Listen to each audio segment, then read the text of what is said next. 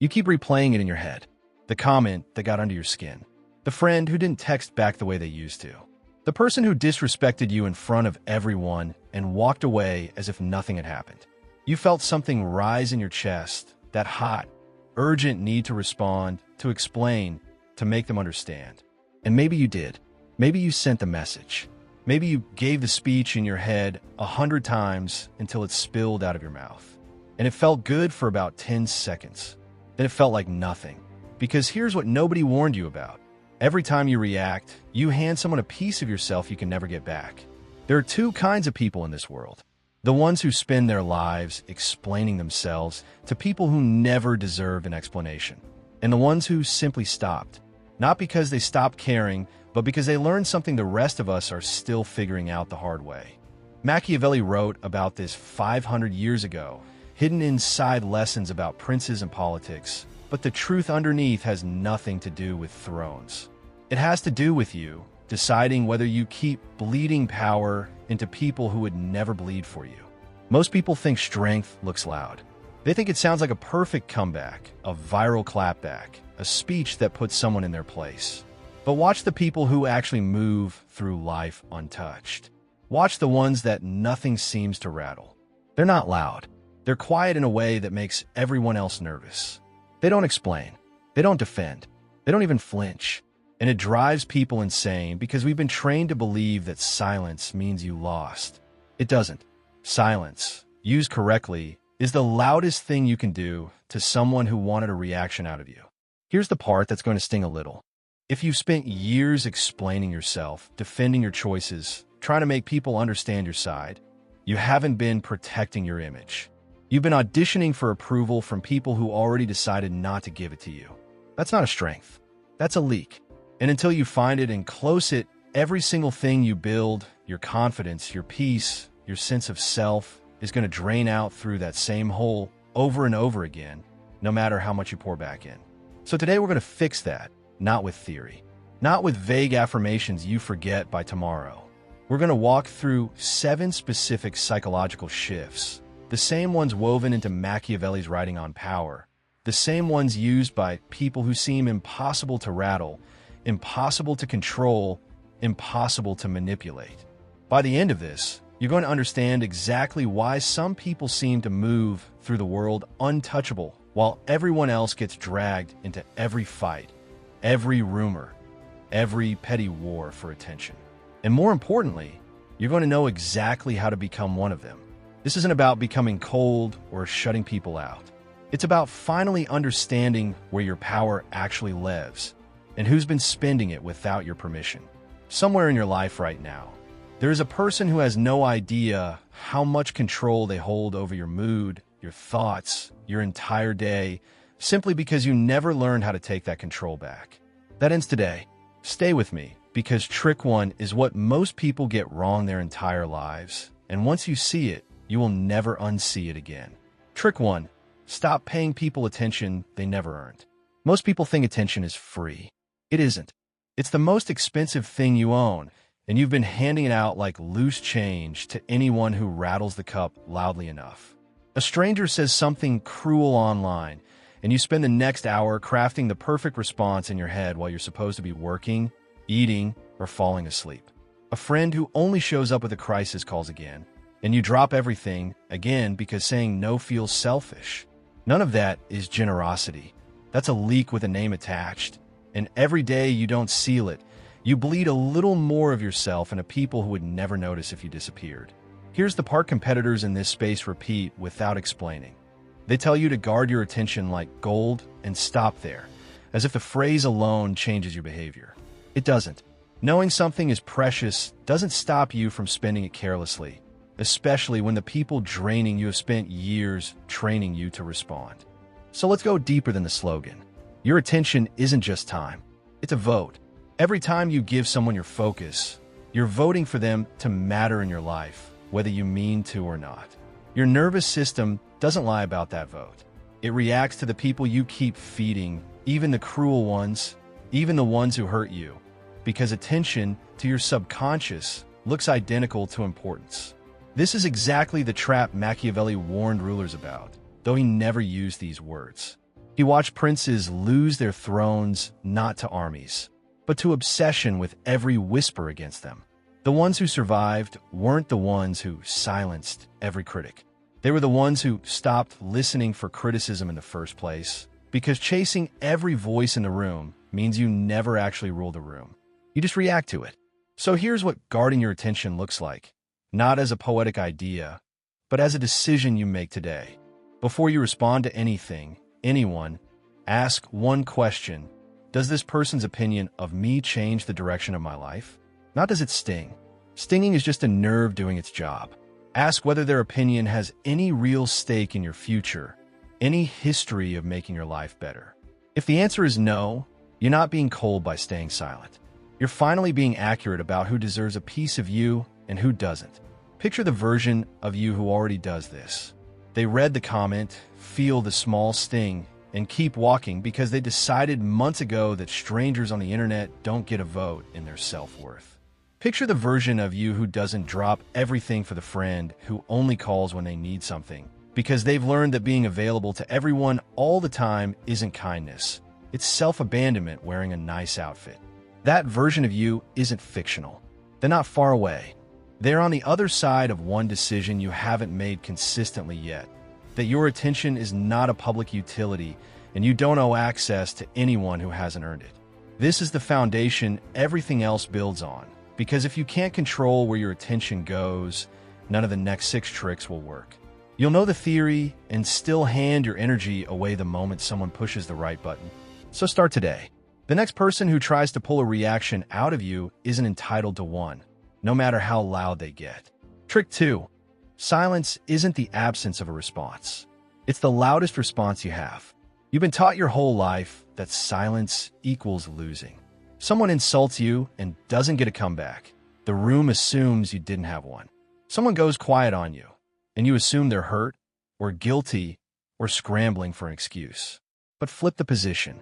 Think about the last time someone went silent after you said something cutting. It didn't make you feel like you won. It made you spiral. You reread your message, looking for the moment you went too far. You check your phone 4 times in 10 minutes. You built entire theories about what they were thinking, none of which you could confirm because they gave you nothing to work with. That exact, unbearable not knowing is the most underused weapon people never learn to wield on purpose. Here's where this differs from the version you've probably heard. Most creators in this space tell you silence is powerful and leave it as a slogan, the same way they treat attention. They never explain the mechanism, so you end up trying to be silent the way you try to hold your breath, white-knuckling it until you cave and respond anyway. The real mechanism is this. Silence only works when it comes from indifference, not suppression. If you're silently fuming, biting your tongue, rehearsing the comeback you're not allowed to say, the other person can feel that tension even through a screen.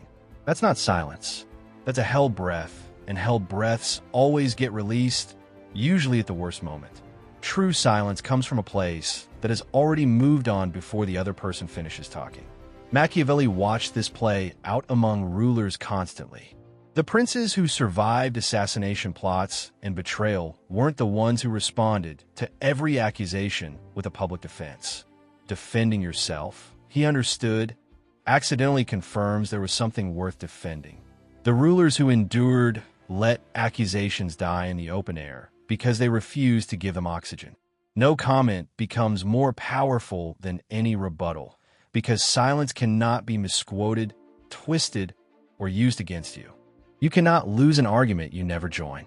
This is where you have to be honest about a pattern you've probably never named out loud. Every time you feel that itch to respond, to clarify, to set the record straight, ask what you're protecting. Most of the time, it isn't the truth.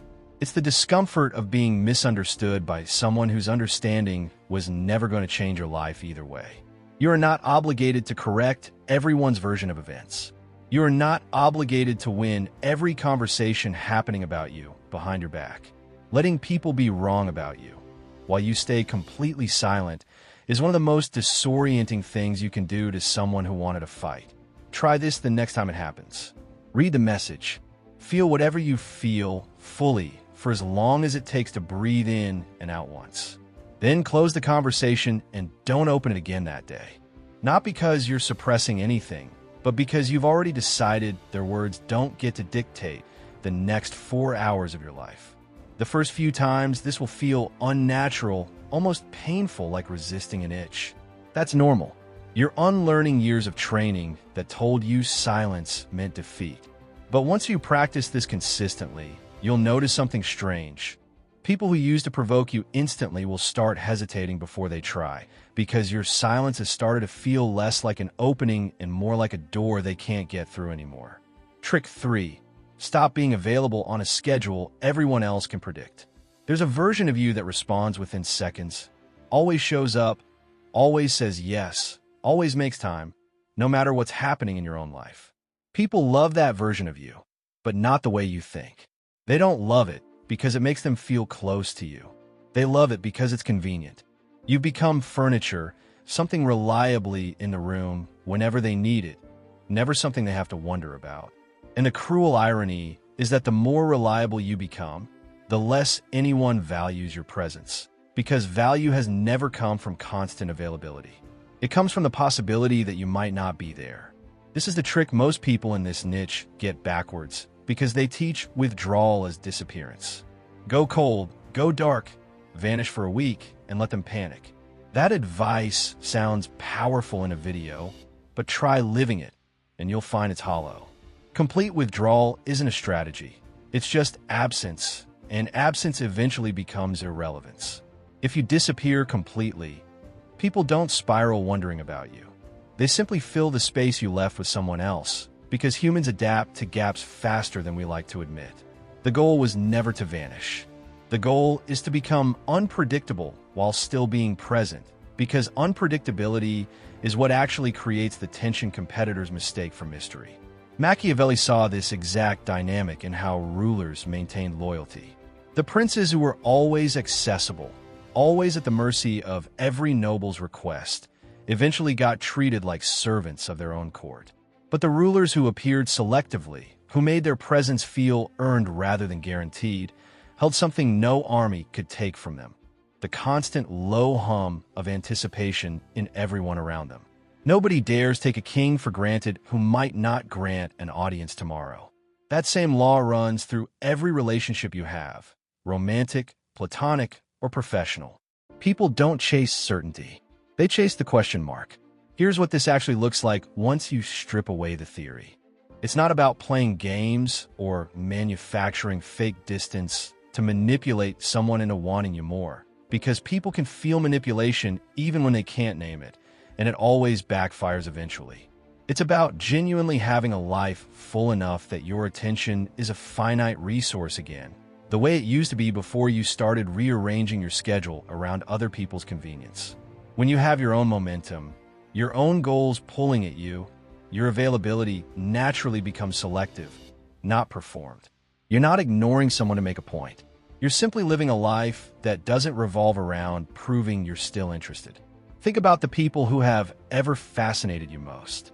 Chances are, it wasn't the ones who responded instantly to every text, who rearranged their plans the second you asked. It was the ones who seemed to be living a full, separate existence you only got glimpses into, who showed up warmly when they showed up, but never seemed desperate for your approval in between. That contrast, warmth without dependency, presence without obligation, is what makes someone magnetic instead of just available. So here's your shift starting today. Stop responding the instant a message lands, not as manipulation, but as a return to living your actual life first. Build something outside the orbit of the people who currently have your full attention. Let your presence become something people experience as a gift rather than a guarantee, because the moment something becomes guaranteed, it quietly stops being valued at all, no matter how much you give. Trick 4. Understand fully what happens inside someone's mind when you stop responding, because most people use this weapon without understanding why it works, which means they use it inconsistently and lose its power. Human beings are closure machines. We cannot tolerate an unfinished story. If someone insults you and you fire back, you've handed them a complete narrative: conflict, response, resolution. Their brain files it away and moves on. But if you say nothing, you've left them holding half a story with no ending, and the mind will torture itself for days trying to write the missing half on its own. This is the part most competitor content skips, because it's more satisfying to say ignore them, and they'll suffer than to explain the psychology underneath it. Here's the real mechanism. When someone tries to provoke you and gets nothing back, their nervous system doesn't calm down. It escalates because it was bracing for a reaction that never came.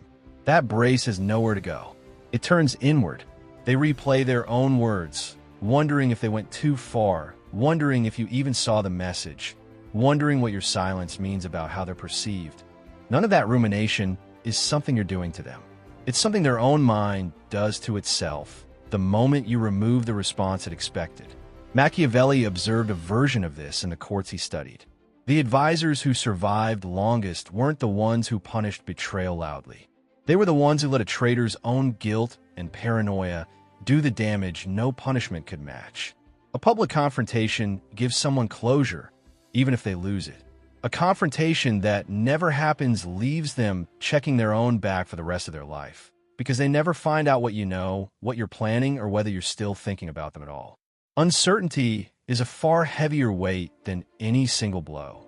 This is also the part you have to handle with real honesty, because there's a version of this that turns ugly if you let it. Using this purely to torture someone, to enjoy their confusion, to feel powerful watching them suffer, isn't strength. It's cruelty wearing a strategy costume, and it will eventually curdle whatever peace you were trying to build for yourself. The actual use case for this isn't revenge. It's protection. It's recognizing that you don't owe an explanation, a confrontation, or a closing argument to every person who tries to provoke one out of you, especially the ones who only want a reaction so they can feel like they matter to you. Think about the people currently living in your head rent-free, because you keep rehearsing what you'd say if you ever got the chance. The ex who hurt you, the friend who betrayed your trust, the coworker who took credit for your work. Every minute you spend constructing the perfect comeback is a minute you've handed to someone who, statistically, is barely thinking about you at all. Meanwhile, the version of you who simply withdrew attention completely, who let the silence speak for itself, is already 2 steps further into their own life, while the other person is still checking their phone, still wondering, still stuck. This is the shift. Stop writing speeches for people who will never hear them. Stop building cases you'll never present. The moment you genuinely let go of the need for closure with someone who wronged you, you take back every ounce of power you were leaking into a conversation that was never going to happen, and that withdrawal becomes the only response some people will ever truly fear. Trick 5. Not everyone draining you wears a label that says enemy, and that's exactly why you've never erased them. You'd recognize a real enemy instantly. Someone openly hostile is easy to walk away from because your nervous system already treats them as a threat. The people who actually cost you the most are the ones who look like they care. The friend who only calls when something's wrong. The family member who frames every conversation as a concern, but somehow leaves you smaller every time you hang up. The almost relationship that never quite becomes anything, but somehow occupies the emotional space of a real one. These are the people you need to erase, and most of you have never put them on the list because they don't look like threats. They look like love with a slow leak in it. Here's where this differs from what you've heard before. Most creators sort people into 3 neat categories: enemies, critics, and energy parasites, and tell you to cut all 3 off with equal coldness. That's a tidy framework, but real life isn't tidy. And treating every draining person identically is how you end up either too harsh with people who deserve patience or too soft with people who are quietly destroying you. The actual skill isn't categorizing people. It's asking one honest question about each relationship pulling at your energy. After I spend time with this person, do I feel more like myself or less?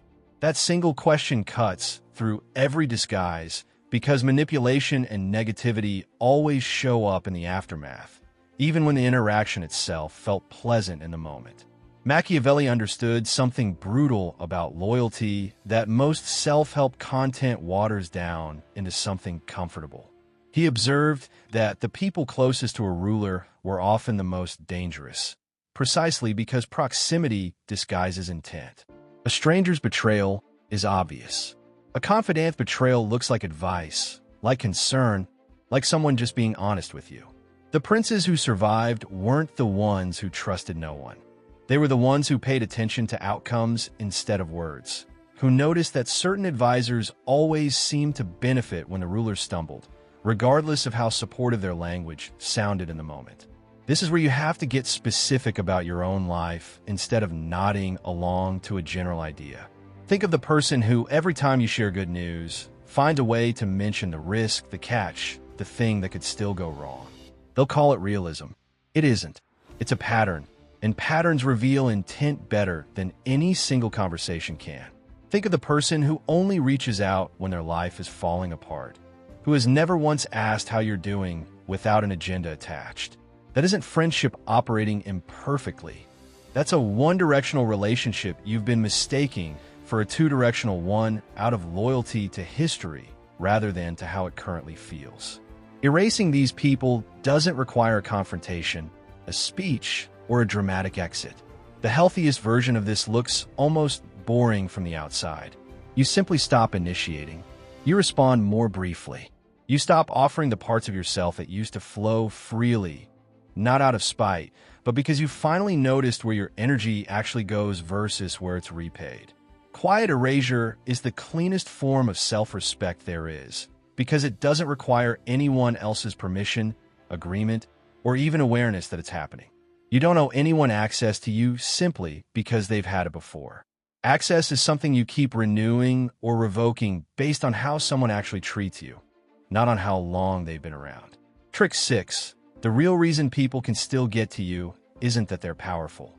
It's that you haven't built the one thing that makes you immune, which is indifference, the kind that's actually earned rather than performed. Most people confuse indifference with numbness, with pretending nothing hurts, with swallowing every single emotion and calling it strength. That's not armor. That's a pressure cooker, and pressure cookers explode eventually, usually at the person who least deserves it, usually over something small that was never really the point. Real indifference is something else entirely. It's not the absence of feeling. It's having such a clear sense of what actually matters to you that everything outside that circle simply stops registering as a threat.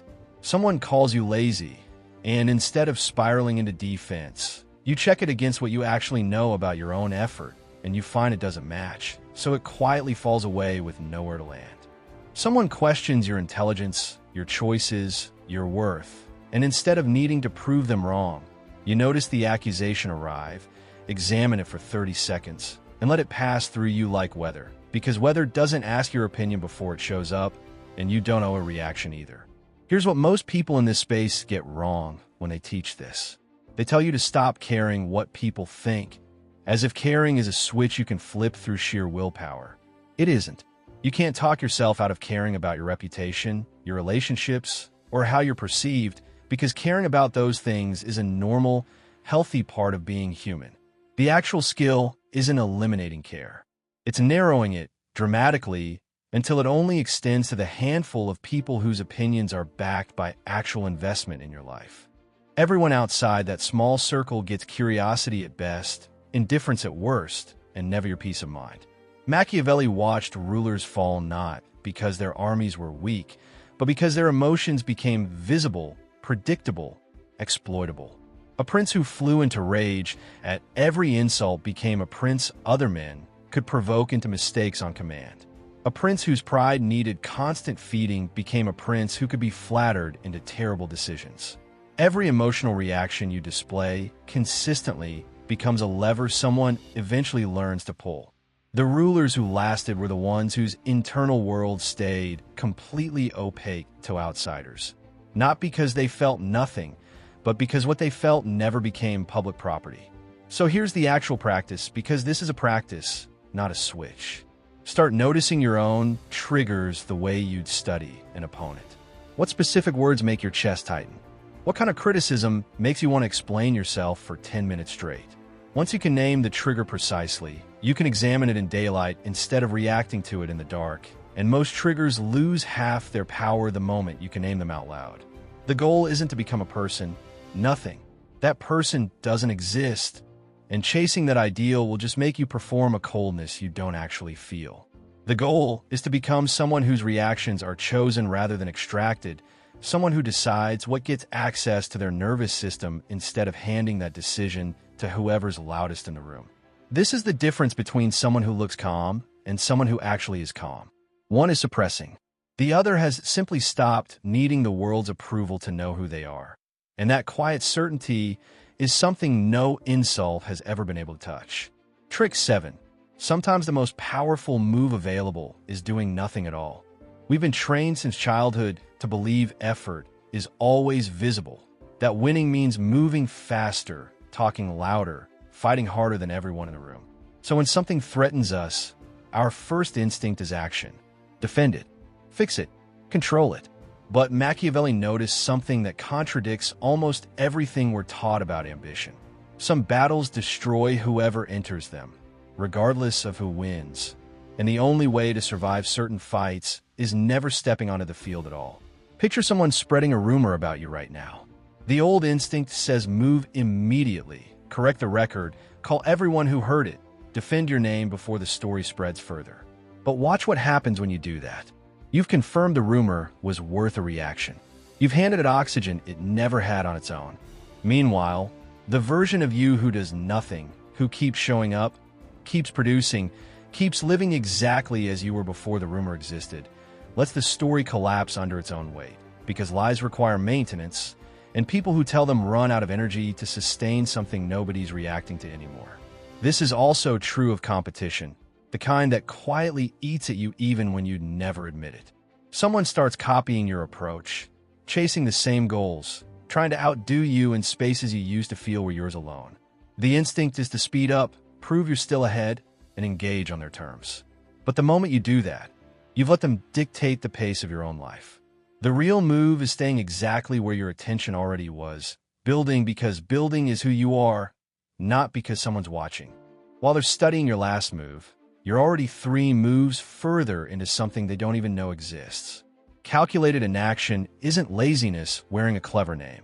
It's the discipline of recognizing which fights are worth your energy and which are simply bait, dressed up to look urgent, so they can pull you from what actually matters. Most people burn through their lives reacting to things that were never going to change, no matter how hard they fought, while the things that genuinely needed their attention sat quietly neglected the whole time. So here is everything you've walked through today, laid out once more. You learn to guard your attention like the finite resource it is, because every reaction you hand out is a vote for who gets to matter in your life. You learn that silence isn't surrender. It's the loudest answer when delivered from indifference instead of suppression. You learn to withdraw strategically rather than disappear completely, because unpredictability creates tension, constant availability never could. You learned what happens inside someone's mind when you remove the reaction they expected, and why that absence often does more than any argument could. You learned to identify the people quietly draining you behind a mask of love or concern, and how to erase them without raising your voice. You learned to build real indifference, the kind earned through clarity rather than performed through suppression.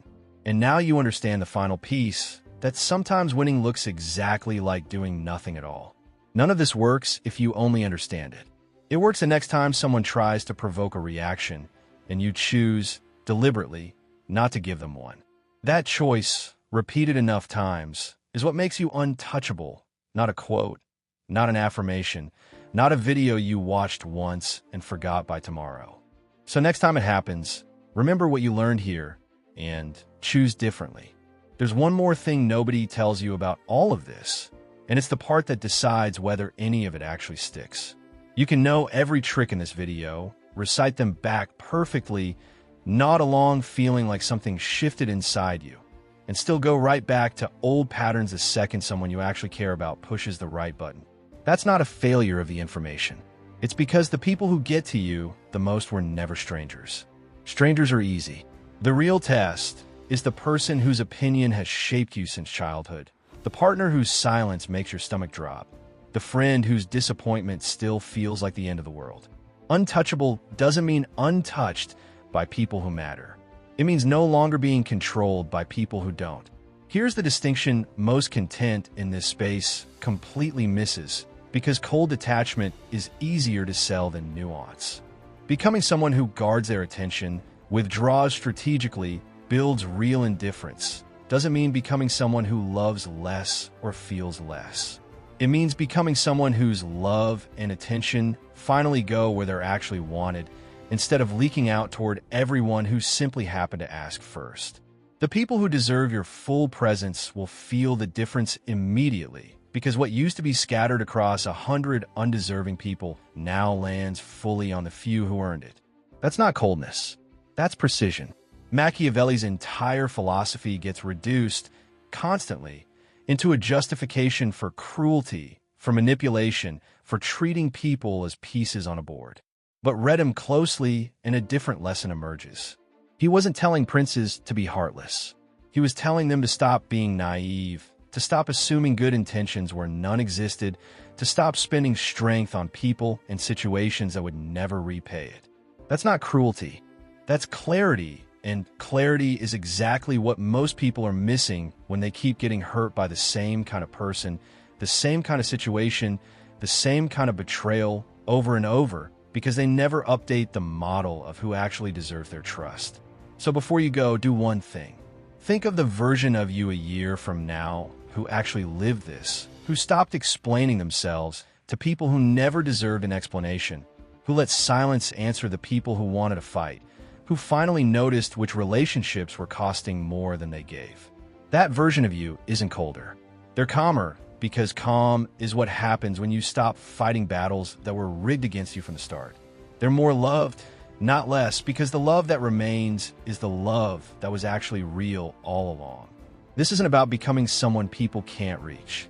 It's about finally deciding who gets to reach you, and refusing, from this point forward, to hand that decision to anyone who hasn't earned it.